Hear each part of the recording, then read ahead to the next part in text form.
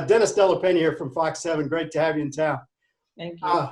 So the whole story, it's an interesting deal for you. Are you to the point now where you are building here as opposed to, because I know you were up for the job back home.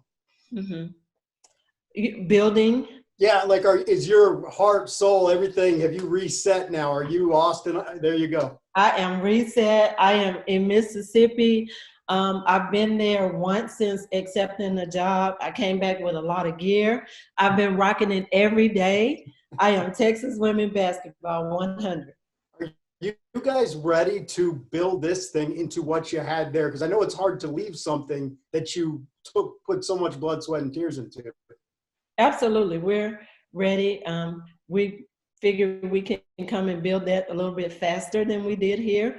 And we'll also, we think we can build a dynasty there. We think we can create a monster there. So we're ready. Absolutely ready for that. Thanks, Coach. Roger. Hey, Coach. Roger Wallace from the NBC here in town. How difficult is it mentally? One day you're the head coach of a top five, or the assistant rather, of the top five program, and the next day your head coach is leaving and everything's uncertain, and just mentally I would imagine that's kind of tough to swallow. Yeah, it was a little tough. We didn't see it coming. Coach Schaefer was building a house. I just bought a house 10 months ago. We loved it here. But as Coach Schaefer said, it was an opportunity that you just can't turn down. We feel like that's one of the top programs in the country. And the future there at Texas with us, we believe is just huge. We feel like we can go there and win championships. We feel like we can be a top 5 program year in and year out. And whenever you're a top 5 program, you have an opportunity to win a national championship every year. And that's our intentions coming in. And so, yeah, it was very exciting. It's difficult leaving some of these relationships that we have, but we'll be okay. They'll be okay. We, turn the page, and we're Texas women basketball, and we're excited about that. And he talks about we, as in he and his staff, and how important you are to him. Take us behind the curtain of what makes him so successful as a head coach. Well, I think because we have been together so long and we know each other, I've been with him 5 years at Texas A&M and now 8 years here, but I knew him a little bit before that. So just getting to know him, and I feel like my job is to make his job easier. So just being able to get to know him, know what he wants, and to be able to carry that out with his trust. And we have developed that over the years. So I think that's very important, because with him coming there, I know you guys, a lot of people are going to be pulling at him every direction. So with the staff that we have that knows him and knows what he wants, it's going to be a lot easier, a lot smoother for us to implement his system, even though he's going to be really busy. So I think it's really important. Our staff is excited about it. We trust each other. People always say they're family, but we really are like family. He's like my brother. He actually acts a lot like my brother, like a big brother. Sometimes I have to act like a little sister too to him, but to get him off my back. But he is, we're family, so we know each other. We absolutely love each other. We trust each other, and I think that's part of what makes us work as a staff. We'll go to Bob now. Hey, Coach. Bob Ballou, CBS Austin. Welcome to Austin, back to Texas. Obviously, with your success as a recruiter, you've obviously built something at A&M. You built something at Mississippi State. What's your approach to locking down the borders of Texas versus going nationally to try to find whoever the best player is? So I think we absolutely wanted to start at home. So we already had those relationships. We've always recruited the state of Texas. We've always been able to get really good players there. So the players that we recently got committed. We were already recruiting those kids. We were recruiting them really hard at Mississippi State. So, you know, it was really, it was awesome for us to be, you know, move to Texas, and within the first couple of weeks to get those commitments. That just let us know that those kids love our style of play. You know, they had gained a relationship with us. They wanted to play our style, but they also wanted to be in Texas. So that's really important for us to get there, to continue the relationship we have with the coaches. You know, we've come back pretty much every year to the Texas Association, Coaches Association. We speak there all the time. So we keep those relationships going. So I think we'll just be able to, you know, continue that and continue to be in the running for the top players in the state.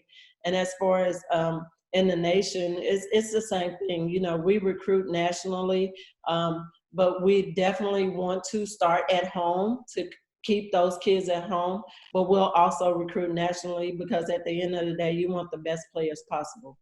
And then what is it about Texas that makes you say you think you can do it fast here, you can build a dynasty here? What is it specifically about this job that makes you believe that? It's Texas. Everything is bigger and better. I mean, it's, you know, it's just the brand. I mean, when the day that I said that it was announced that I was going to Texas, I was hit up by so many people, you know, across the country that saying, y'all gonna kill it in Texas. If y'all take y'all same approach from Mississippi State to Texas, you're gonna kill it. And I just think it's the respect that the University of Texas already have, the brand, the university. I think that it's easy. The city of Austin, I think it's just easy. It's an easier sell. And, you know, it's just exciting. It's exciting. So, yeah, I think we'll do really well there. Awesome. Jeff now. Hi, Jeff. Hey, Coach. Jeff Jones from the ABC affiliate here. Welcome, welcome. Thank you. You say if you're able to bring that same approach that you guys have in Starkville and Mississippi State here to Austin, to UT, you'll find success. Can you sum up what that approach or philosophy is that has made you guys so successful? So, you know, we recruit kids that fit Coach Schaefer's system. So, and it doesn't have to be number one, number two, number three, but it's the kids that fit. We look for kids that are hard-nosed, that are tough, that are aggressive. And when you can get those kids, plus you can get the kids that can already put the ball in the hole. And I'm saying the same approach, but it is going to be a little bit different, because I think we'll be able to get top players earlier. We had to build into that. But now our approach is going after the best, but also that have those qualities: hard-nosed, physical, aggressive, you know, those kids that can get it done the way we want it done, but they're also skilled on the offensive end. I just think it'll help us. So instead of starting where we started at Mississippi State, we'll start where we are now. Now we're getting All-Americans. Now we're talking to the top players in the country, but there are also players that fit our system. So I think, you know, it's just going to be a whole lot easier because that part is already established. One of those top players that is already on your team is Charlie Collier. She's going to be one of your post players this year. What have you seen from her in your initial film study, and have you talked with her yet? I've talked quite a bit with her, you know, and we have been watching film. We've been talking about how to even elevate her game. She's very skilled. I've had a lot of people talk to me and compare her to Tiara McCowan, and she's a lot different than Tiara. She has, you know, a lot more. Tiara was more physical. She is, you know, very, very skilled, but she's also physical. So I just think her ceiling is really high. We've been looking at some things that we're going to try to do with her to, you know, just to make her even more of a threat. We'll probably look at moving her to the foursome and facing up. just because she has those skills. She can pass, she can shoot it, she can put it on the floor and get by people. And even if she's at the 5, we can bring her out a little bit and have her to attack people because she is skilled there. It'll be hard for a 5 player to guard her. So I'm just really excited about getting there, being able to work with her. I have no idea when that'll be, but right now with this pandemic, the most important thing is to stay healthy. But she and I are talking about it, and it's really refreshing. She's so excited. She wants to be better. I'm talking to her as if we're gonna have her at the best post player in the country. And she wants that. She wants to be the best post player in the country, and she should. She's skilled enough to do that. So I'm already putting that in her head, and she's feeling it. So it's been really good to talk to her, to get to know her and her family, and just can't wait to get there to work with her. Thanks. Yeah. We'll go to Travis now. Hey, Coach. Travis Raycheck from Spectrum News here in Austin. And kind of building off that a little bit, at Mississippi State, you were able to get girls like Tierra, Victoria Vivians that were kind of foundation pieces to really take you to that championship level. How important is that to find those superstars that kind of, set your program up for what you want it to be? Absolutely. It is very important, but I do think we have a couple of people there already with Charlie and Celeste. I think they're a good core to build around, and I think we're putting pieces around them. I know a lot of people are saying that, you guys will be there in a couple of years. We're not trying to wait a couple of years. We're trying to get there now. So we're putting together some good pieces, and I think it's very important to have that foundation, and then you can build around it into building a championship team. Go next to Danny. Hey, Johnny. Danny Davis from Boston American Statesman. Kind of going back to what you were saying about Charlie and thinking about the other bigs on your roster. If she's moving to the 4, and Lauren's situation's kind of a little unknown right now, who do you kind of envision in that 5? Is that going to be those freshmen? Are you guys still looking maybe for another grad transfer? Who do you envision in that 5 position? Well, a little bit of both. We have one scholarship left to where we could bring someone in, and with the transfer portal, that thing is moving every day. So if we find somebody else to put there, we'll definitely utilize that. But we're hoping to get Lauren eligible. I'm not sure if that's going to happen or not. We should know in a couple of weeks, depending on how the committee votes. That's kind of not in our hands, but hopefully we can get that done. And then we have a couple of freshmen that are promising coming in. I don't know that that's how we'll start out, but sometime during the game, we know that we'll pull her out to the 4. We're hoping that we could have somebody there so that she, she can play that, so that, she'll be able to attack some 4 players, both in the low block and outside. We'll be able to do a lot with Charlie because she is so skilled. And obviously, you have a long relationship with Deanna.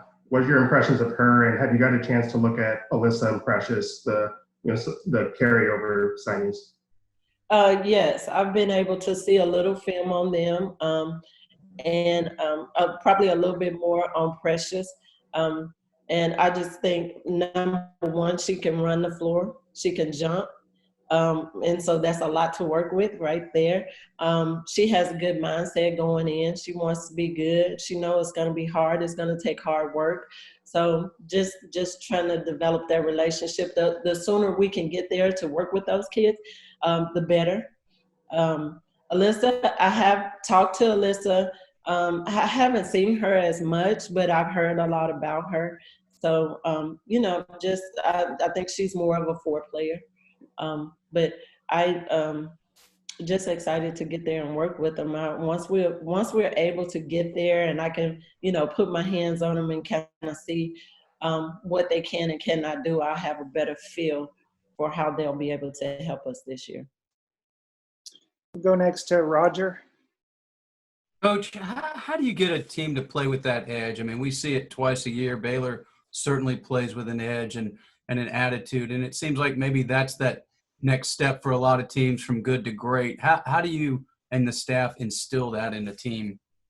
We show them what it looked like every day. We practice like that. We work like that. You know, we ask them to go hard. They see us going hard. They see us sweating in practice. They see us coming in early, staying late. So all those behaviors that we want them to show on the floor, we model those behaviors. So we show them exactly what it looked like. They have no choice. We coach with an edge. So it's, you know, it's something that they're going to see every day, starting with preseason conditioning. They will see it every day. We talk about championship behavior. We show them championship behavior so they'll see what it looked like. So I think it's, you know, it'll be a little bit easier if they want it, they'll adapt to it because they see what it looked like. We'll go back to Bob. Speaking of Baylor, you guys obviously know how to beat them. Did it in the NCAA tournament, but how difficult a challenge is it when there's a team that's been at the top for so long to come in and try to overtake them? And what does that process look like in your mind? It is a challenge, but it's a fun one. This is something that we live for. This is what we love to do.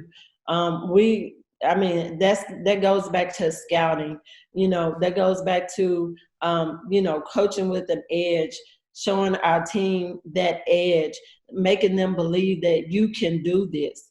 You know, I remember when we went back and we played the University of Connecticut there in Dallas, and, you know, they had beat us by 60 the year before. We had to come with an approach that we're going to get this done. Nobody believed we were going to get it done because it was all the same kids. But first of all, everybody referred to them as UConn. We didn't do that. We called them the University of Connecticut. So we had to kind of, you know, build it in our kids that, hey, they are beatable. You can do this, but this is what you have to do it. And we'll do the same thing there with Baylor. We know Baylor is a great team. Kim does a great job with that team. We have a lot of respect for her, but we'll figure out how to get it done. Go back to Jeff. Coach, you're known as an amazing recruiter. I was wondering if you could share, not the secret to good recruiting, but what makes you so successful on the recruiting trail? I have no idea. It's just who I am. I think I'm me. Good with parents. I think I'm transparent. I tell the truth. I'm honest. And I think once I get that relationship, I start coaching them from the time I meet them. So, you know, look, this is what you need to be doing. And I think there's a level of trust that parents have in us because at the end of the day, you know, your parents are sending you 17, 18, you know, year old, and we're transitioning those kids into being young adults. So what they see is what their kids are going to become. So I think it's really important to be honest up front and show them what you're going to do with their parents. And I think that works for us. That works for me. So. Back to Danny. Johnnie, I was wondering what kind of feedback you got during the process of applying or going for the Mississippi State job, and where do you see your future in this business, you know, in this coaching business? Well,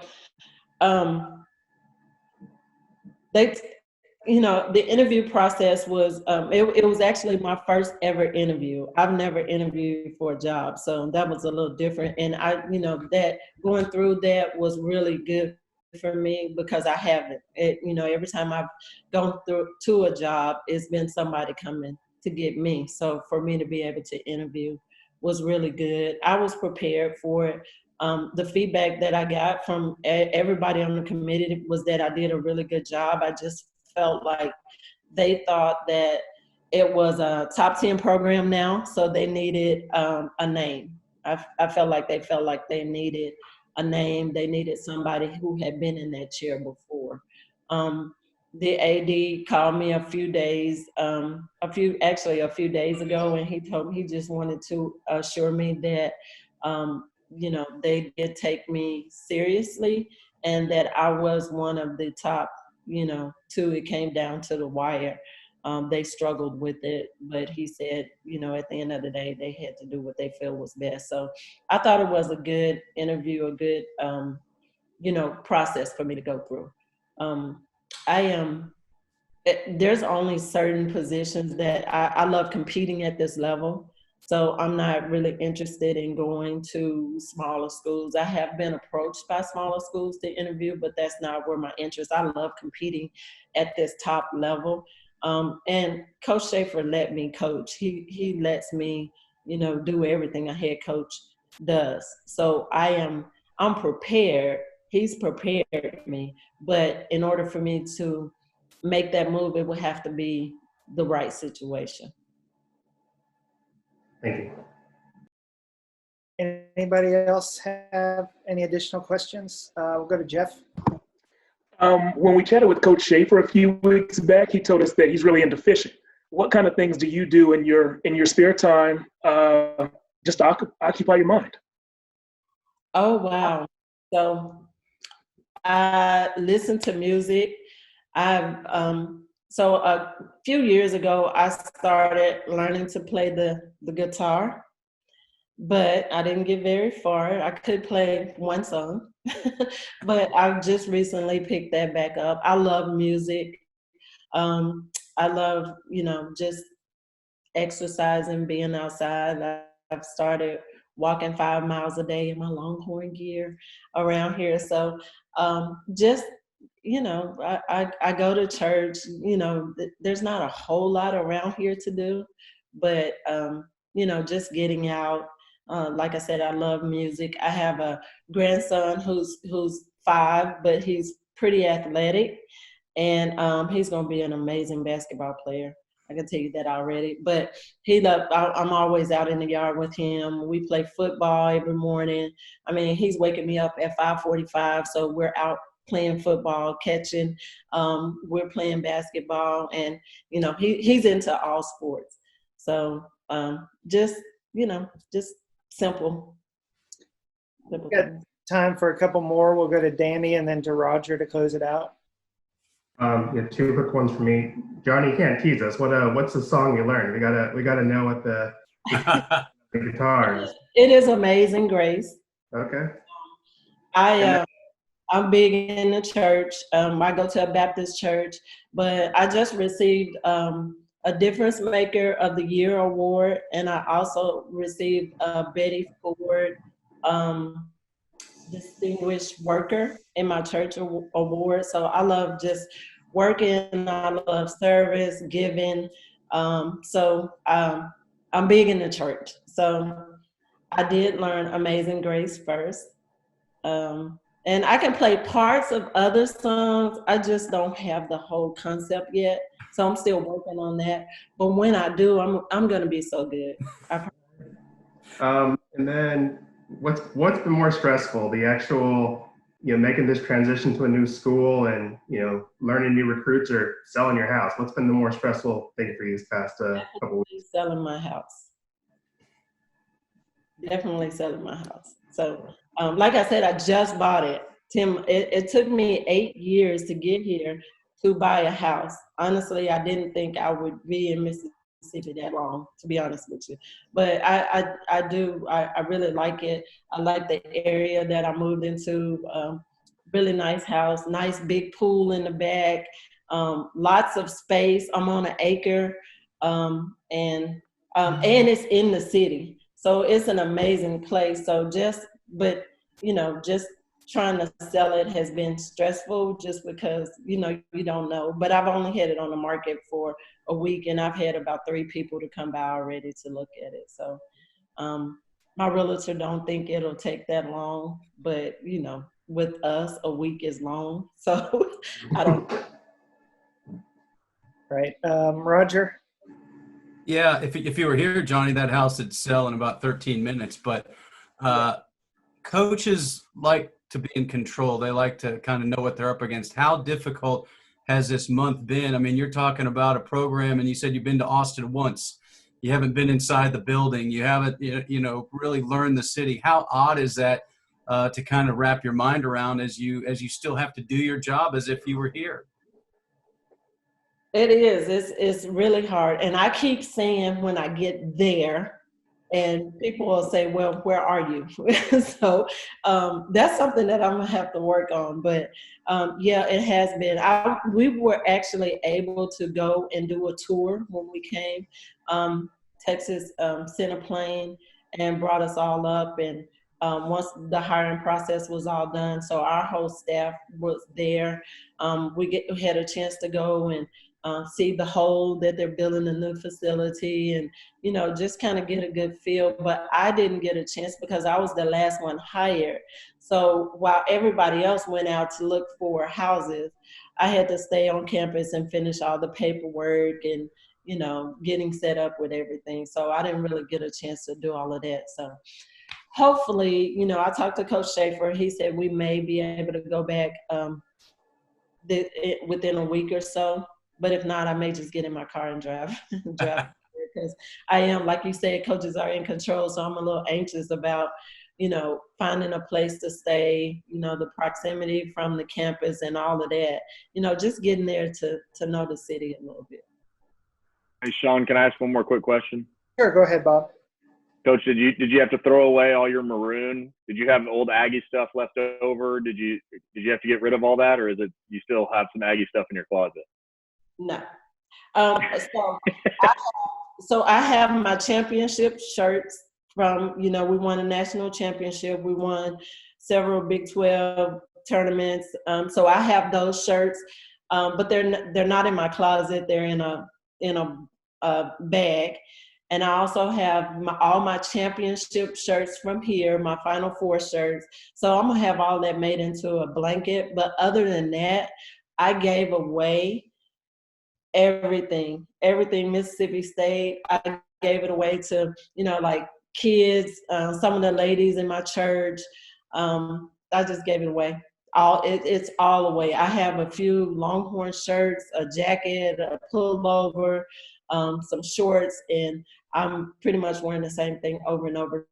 So I'm washing every other day until I can get there and get more gear. So yeah.